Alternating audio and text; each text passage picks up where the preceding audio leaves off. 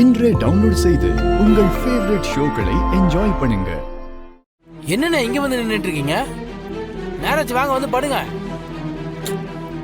எனக்கு தூக்கம் வரல தவக்கலை. நீ போ, நான் அப்புறமா வரேன். அண்ணே, நீங்க எதை நினைச்சு இவ்வளவு கவலைப்படுறீங்கன்னு எனக்கு நல்லா தெரியுதுண்ணே. என்னதான் இருந்தாலும் அந்த மித்ரா பொண்ணு இப்படி பண்ணிருக்க கூடாதுண்ணே. நான் கூட அவங்க என்னமோ ஏதோ நினைச்சேன். ஆனா குழந்தை விஷயத்துல அவங்க நடந்துக்கிட்டதை பார்த்ததும் நான் ரொம்ப ஷாக் ஆயிட்டேண்ணே. என்னதான் கோபமா இருந்தாலும் அந்த கோபத்தை குழந்தை மேலே காட்டுறது தப்பா இருக்குண்ணே. அவங்க நாம நினைக்கிற மாதிரி இல்லையோன்னு எனக்கு லேசா சந்தேகமா இருக்குண்ணே. நான் சொல்றேன்னு தப்பா எடுத்துக்காதீங்க. என் மனசுல இருக்கிறத நான் மறைக்காம உங்ககிட்ட சொல்லிட்டேன்.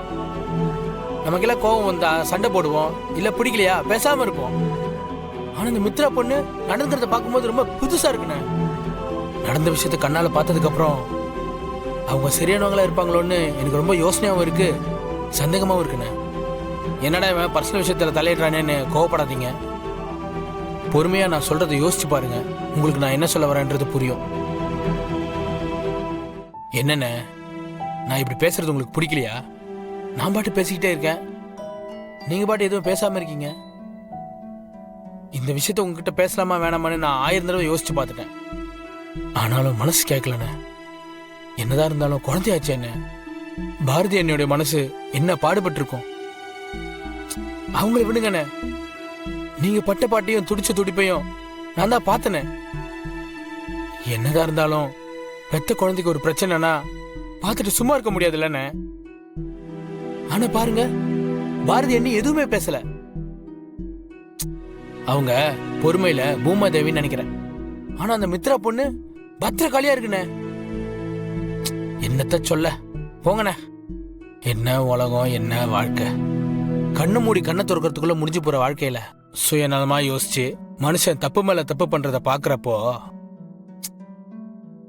மனுஷங்க மேல இருக்கிற கொஞ்ச நெஞ்ச நம்பிக்கையும் காணாம போயிருச்சு.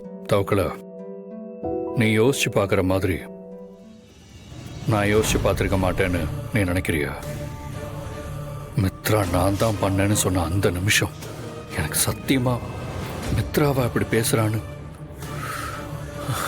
என்னால் நம்பவே முடியல. அவளுக்குள்ள இருந்த கோபம் இப்படி ஒரு கேவலமான காரியத்தை பண்ண வச்சிருக்குன்னு நான் கனவுல கூட நினைச்சு பார்க்கல. புரியுதுண்ணே. பாவம் பாரதி அண்ணி, அவங்க மனசு என்ன பாடுபட்டிருக்குன்னு நினைச்சு பார்த்தாலே மனசெல்லாம் பதறுதுண்ணே. நான் சொல்லி இது உங்களுக்கு தெரிய வேண்டியதில்லை. நீங்களும் நடக்கிறது எல்லாத்தையும் பார்த்துட்டு தானே இருக்கீங்க. எதா இருந்தாலும் யோசனை பண்ணி நல்லதா ஒரு முடிவு எடுப்பீங்கன்னு நம்புறேண்ணே.